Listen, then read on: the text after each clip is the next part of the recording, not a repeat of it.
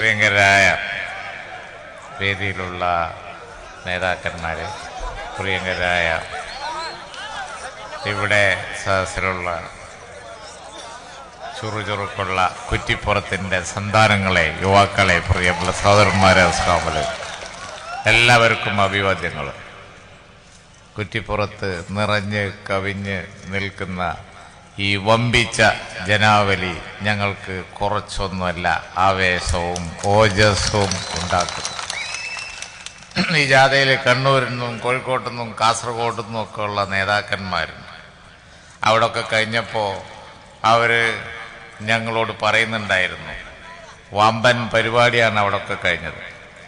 പക്ഷേ ഇപ്പോൾ മലപ്പുറം ജില്ലയിലേക്ക് കടന്നതിന് ശേഷം ഇവിടെ കുറ്റിപ്പുറത്ത് വന്നപ്പോൾ നമ്മുടെ കല്ലായി എന്നോട് പറയുകയാണ്, കണ്ണൂർക്കാരൻ, ഇത് അസാധ്യം തന്നെയാണ് കേട്ടോ, ഇത് ഭയങ്കരം തന്നെയാണ്.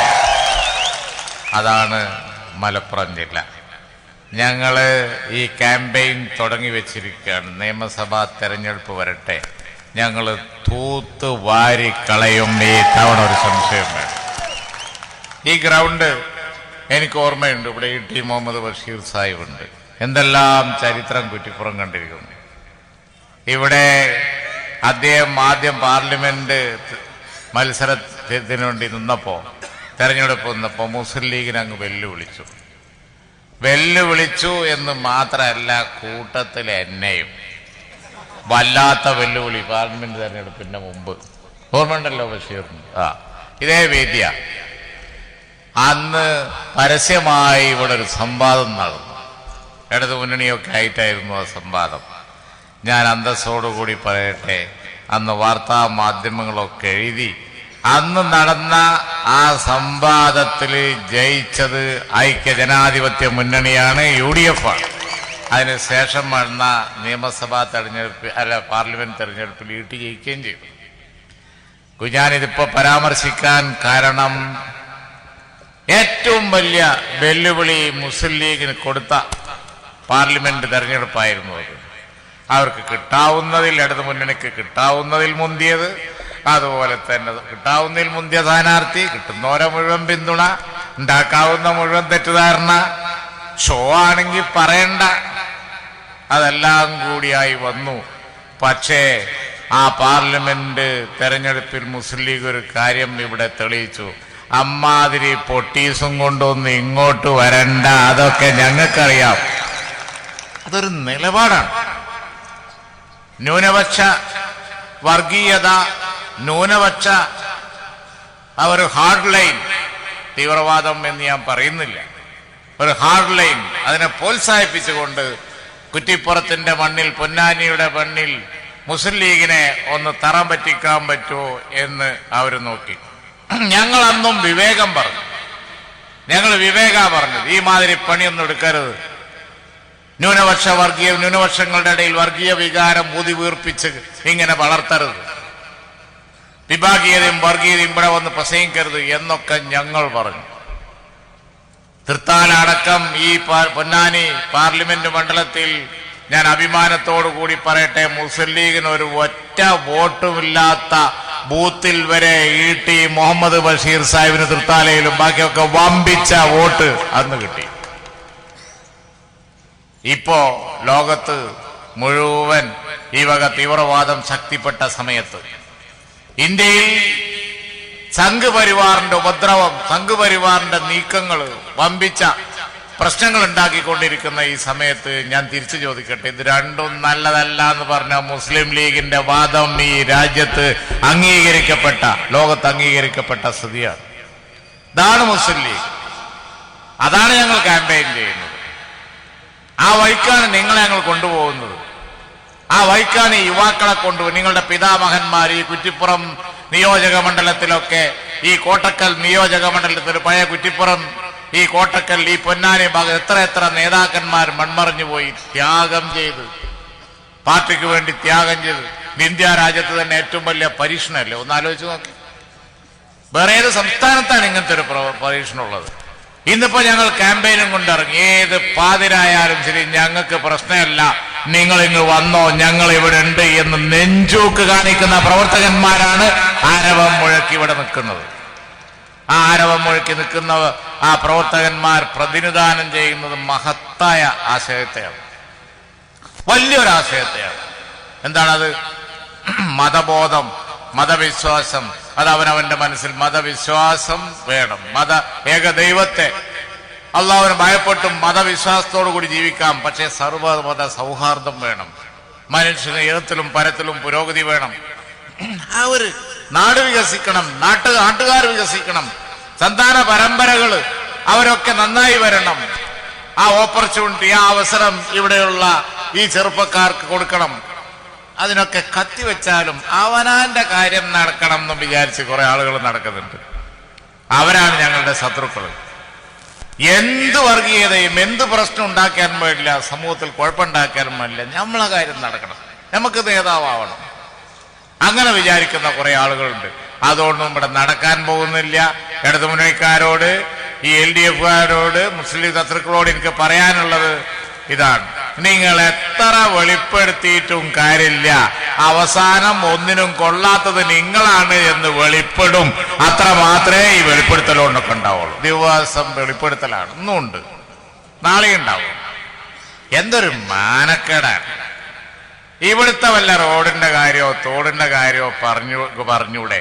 ഈ മാതിരി ബിജുമാരും പെണ്ണുങ്ങളെല്ലാം കൂടി കൂട്ടി ഇങ്ങനെ വെളിപ്പെട്ടുകൊണ്ടും വെളിപ്പെടുത്തിക്കൊണ്ടും നടക്കേണ്ട വല്ല കാര്യം വരയ്ക്കുന്നുണ്ടോ? എന്നിട്ട് ഈ ചാനലും TV ഒന്നും കാണാനും വയ്യ. അവിടൊക്കെ എന്തെല്ലാം വാർത്തകൾ അന്തർദേശീയ തലത്തിൽ കാണില്ലേ? ഓരോ ചാനലുകളിലൊക്കെ ന്യൂസ്. പെട്രോളിന്റെ വില അങ്ങോട്ടും ഇങ്ങോട്ടും, മാർക്കറ്റ് അങ്ങോട്ടും ഇങ്ങോട്ട്. അതുപോലെ തന്നെ ആ ഡെവലപ്മെന്റ്, മനുഷ്യൻ ചൊവ്വേക്ക് പോകണം. അതുപോലെ തന്നെ മറ്റ് ഗോളങ്ങളിൽ വല്ല വെള്ളമുണ്ടോ ജീവനുണ്ടോ നോക്കുന്നു. ലോകം മുഴുവൻ അങ്ങനെ പോകുമ്പോ ഇവിടെ എന്താ ഒരു സരിത കിരിത ഏത് നേരം നോക്കിയാലും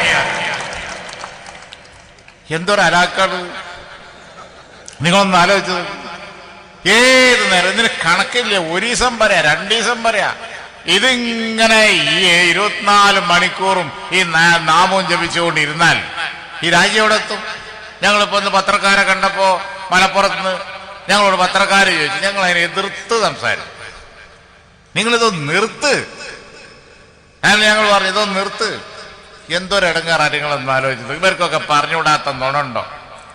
ഈ ഭാഗത്ത് വന്ന് മുഖ്യമന്ത്രിയും ബാക്കിയുള്ളവരെയും ഒക്കെ പറഞ്ഞുകൊണ്ടിരിക്കുന്നതിൽ തിരിച്ച് അങ്ങോട്ട് പറയാണ് 10 കോടി അവിടുന്ന് തരാന്ന് പറഞ്ഞു, ഒന്നും തന്നിട്ടില്ല എന്ന്.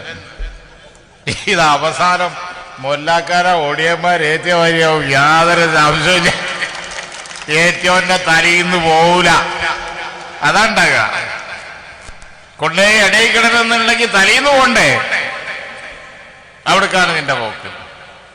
വല്ലാത്തൊരു കഷ്ടം തന്നെ ഈ രാജ്യത്തിന്റെ സ്ഥിതി. ഞങ്ങൾക്കൊരു പേടിയില്ല. ഞങ്ങൾക്ക് ഞങ്ങൾ ചെയ്ത ബാലൻസ് ഷീറ്റ് ഉണ്ടല്ലോ, അത് മതി.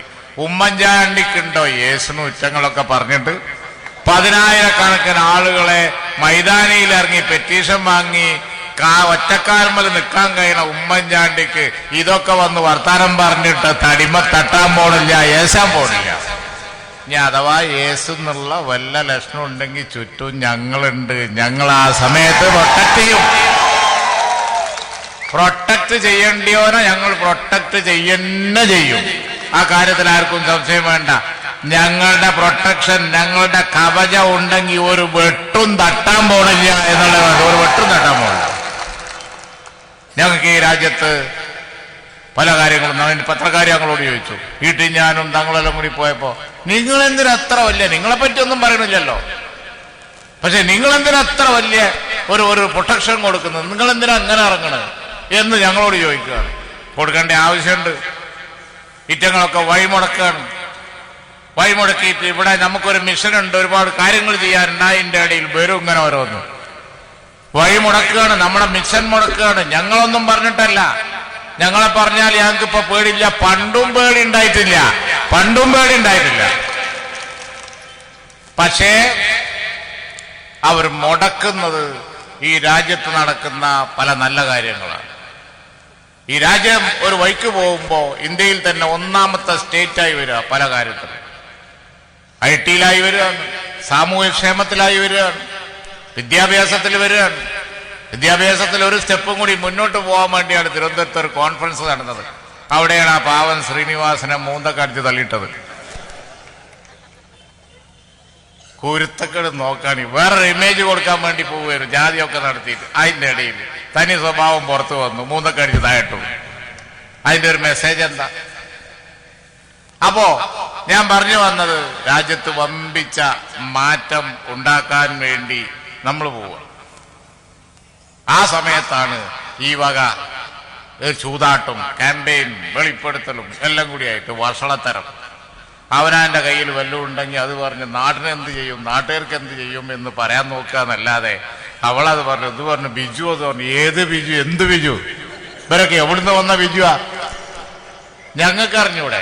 2 ബിജുമാരുണ്ട്, ഇരട്ട ബിജുവാണ്. ഇതൊക്കെ എവിടുന്ന് വന്നത്? എന്തുണ്ടായതാ? ഒരാൾ ജയിലിൽ കിടക്കുകയാണ്. അയാൾ എന്ത് പറഞ്ഞാൽ ഈ നാട്ടിലെന്താ? മറ്റേ ആൾക്ക് മദ്യം അതിന്റെ ഏർപ്പാടാണ്. അയാൾ എന്ത് പറഞ്ഞാൽ ഈ നാട്ടിലെന്താ? ഈ നാട്ടിലെ പാവങ്ങൾ പറയട്ടെ, ഇത് കൊള്ളാവുന്ന ഗവൺമെന്റ് ആണോ, കൊള്ളാവുന്ന മുഖ്യമന്ത്രിയാണോ എന്ന്. ഈ നാട്ടിലെ സ്ത്രീകൾ പറയട്ടെ, സഹോദരിമാർ പറയട്ടെ, അവർക്കിതേ മുന്നേറിയിരിക്കുന്നു, സ്ത്രീ ശാക്തീകരണം ഫലപ്രദമായി നടക്കുന്നുണ്ടോ എന്ന്. ഈ നാട്ടിലെ ചെറുപ്പക്കാര് പറയട്ടെ, സ്റ്റാർട്ടപ്പ് ഇവിടെ നടക്കുന്നുണ്ടോ, അവർക്ക് വേണ്ടി എന്തെങ്കിലും ചെയ്യുന്നുണ്ടോ എന്ന്. സമതാരി പറഞ്ഞതുപോലെ ഈ നാട് പറയട്ടെ, ഇവിടെ റോഡ് വെട്ടുന്നുണ്ടോ എന്ന്. അതൊക്കെ നോക്കേണ്ട സമയത്ത് അതൊന്നും പറയാതെ സരിത പറഞ്ഞു, അല്ലെങ്കിൽ ബിജു പറഞ്ഞു, മറ്റേ ബിജു പറഞ്ഞു. നാട്ടുകാർക്ക് എന്ത് കാര്യം? ഞാൻ അതാ ചോദിക്കുന്നു. ഇതിന്റെ പിന്നാലെ പോയാൽ കേരളം എവിടെ എത്താൻ പോകില്ല. പക്ഷെ ഒരു ഗുണമുണ്ട്, ജനങ്ങൾക്ക് ഇപ്പൊ ചെറുപ്പക്കാർ, പ്രത്യേകിച്ച് ഇവിടെ കൂടിയിരിക്കുന്ന യുവാക്കള്, ഇങ്ങനെ കണ്ടില്ലേ, തിളച്ചൂത്ത് നിൽക്കുന്ന യുവാക്കള്, അവരാണ് നമ്മുടെ മുസ്ലിം ലീഗിന്റെ കൈമുതൽ. അങ്ങനെ എല്ലാ ജനാധിപത്യ പാർട്ടിക്കും ഉപ്പുണ്ട്, എല്ലാവർക്കും വിവരമുണ്ട്, അവർക്ക് അത്യാവശ്യം വിദ്യാഭ്യാസമുണ്ട്, വിവേകമുണ്ട്. അവർ വളരെയധികം കണക്റ്റഡാണ്. കണക്റ്റഡ് മീൻസ് കണക്റ്റഡ് തന്നെ, ലോകമായിട്ട് മുഴുവൻ കണക്റ്റഡാണ്. അതാണ് അവിടെ ഞാൻ നേരത്തെ മുനീറും ഞാനും വണ്ടിയിൽ വെക്കുമ്പോ ഞങ്ങള് ജീപ്പിന്റെ മുകളിൽ നിന്നാ കാണാൻ മനോഹരമായ കാഴ്ചയാണ്. മിന്നാമിനുങ്ങിന്റെ മാതിരി ഈ സ്മാർട്ട് ഫോൺ അതേ കണ്ടില്ലേ, അതിങ്ങനെ ആയിരക്കണക്കിന് ഞങ്ങളെ നേരെ ഇങ്ങനെ വല്ല കാട്ടിലും ചെന്നാ മിന്നാമിനുങ്ങൾ ഒന്നായിട്ടുണ്ട് എന്ന മാതിരിയാണ്. അത് തന്നെ ഒരു ലക്ഷണമാണ്. കാരണം എന്താണെന്നറിയോ, അത് ഭയങ്കര കണക്ഷനാണ്, അത് വലിയ ടെക്നോളജിയാണ്. ഇതിലില്ലാത്ത സാധനമില്ല, കൂടി വരികയാണ് ഓരോ ദിവസവും ഇതിന്റെ ആപ്ലിക്കേഷൻസ്. ലോകം മുഴുവൻ കണക്റ്റഡായി. ഇത് കുറച്ച് പോയി കഴിഞ്ഞു കഴിഞ്ഞാൽ ഇനി ഓഫീസ് ആവശ്യമില്ല, എല്ലാ ഭരണവും ഇത് കയ്യിലുണ്ടായാൽ മതി. മൊബൈൽ ഗവർണൻസ്, അതിന്റെ എല്ലാ ഓഫീസിൽ നടക്കുന്ന പണിയൊക്കെ ഇതിൽ നടക്കും. നമ്മൾ പോകണ നമ്മൾ തന്നെ ഓഫീസ്, നമ്മൾ തടി തന്നെ ഓഫീസ്. സാധനങ്ങൾ വാങ്ങാൻ ഷോപ്പ് പോണ്ട, ഇതിലുണ്ട്. ഈ ട്രേഡിങ് അത് പറഞ്ഞാൽ മതി. അവിടെ ബാങ്ക് പോണ്ട, ബാങ്കില് പൈസ നമുക്ക് ചെക്ക് കൊടുക്കാനുണ്ടെങ്കിൽ അതിൽ പറ്റും. ഇങ്ങനെ പോകുന്ന ലോകം മുഴുവൻ കണക്റ്റഡ് ആയിട്ട് നിൽക്കുന്ന ഫോട്ടോ അയക്കാം, കണ്ട് സംസാരിക്കാം, അതൊക്കെ കാണാം. ആ സാധനം അതുപോലെയുള്ള ടെക്നോളജി കൂടുകയാണ്. കണ്ടില്ലേ, ഇപ്പൊ നമ്മളിവിടെ അങ്ങനെ പ്രസംഗിച്ചുകൊണ്ടിരിക്കുമ്പോൾ ഒരു സാധനം മേലോട്ട് വന്ന് സാധിക്കലി തങ്ങളെ ടിവിന്റെ മറ്റേ എന്തായാലും പേര് ഡ്രോണോ ക്യാമറ ഹെലിപോഡ് ക്യാം ദർശനയുടെ ഇതാണ്. അത് ആളില്ലാതെ പോണ സാധനമാണ്. അതുകൊണ്ട് വേറെയും പണിയുണ്ട്, നമ്മളിവിടെ പറ്റൂല. അതറ ആളില്ലാതെ പോയി ബോംബിട്ട് വരുന്ന സാധനമുണ്ട് ഇതിന്റെ വലിയത്. ടെക്നോളജി വലുതാകാണ്. അതിപ്പോ ബോംബിട് മാത്രമല്ല, ഇപ്പോ ഗോളത്തിൽ പോയി തിരിച്ചു വരാം എന്നുള്ളത് കണ്ടുപിടിച്ചു. പണ്ടാണ് ഈ ചന്ദ്രനിൽ പോയിട്ട് പിന്നെ കത്തി മുകളിലെത്തി, പിന്നെ അന്തരീക്ഷത്തിൽ നിന്ന് താഴോട്ട് വന്ന് പിന്നെ പോയി കടലിക്കാണ്ട് വീഴലാണ്. തടി കിട്ടിയാ കിട്ടി, അത്രേ ഉള്ളായിരുന്നു.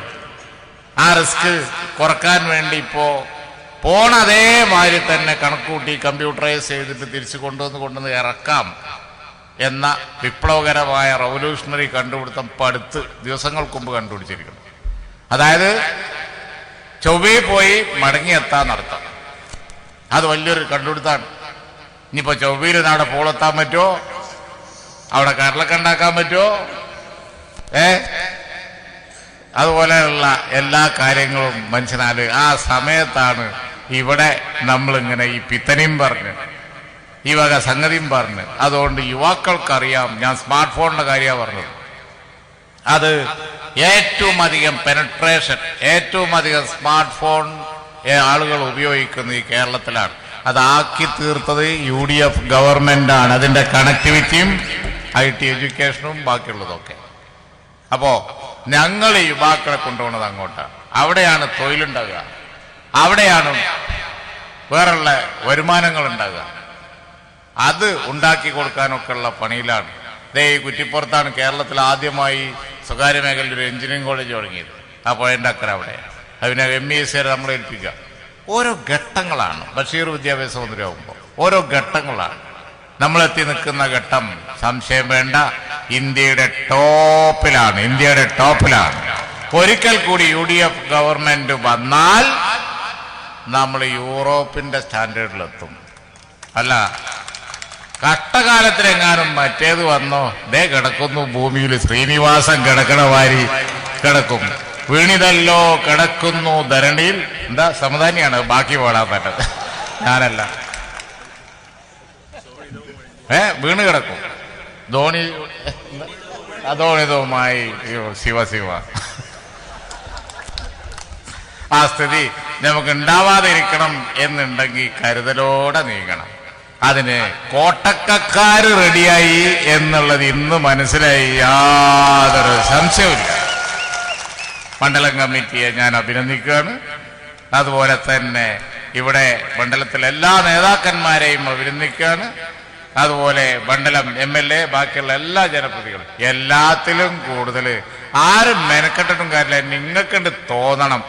നിങ്ങൾക്ക് തോന്നി എന്നുള്ളത് വണ്ടിയിൽ നിന്നപ്പോൾ മനസ്സിലായി. ഇനി പിടിച്ചാൽ കിട്ടൂല നമുക്കറിയാം. അവിടെ 1000 നന്ദി. ഞാൻ നിർത്തുന്നു. അഭിവാദ്യങ്ങൾ എല്ലാവർക്കും.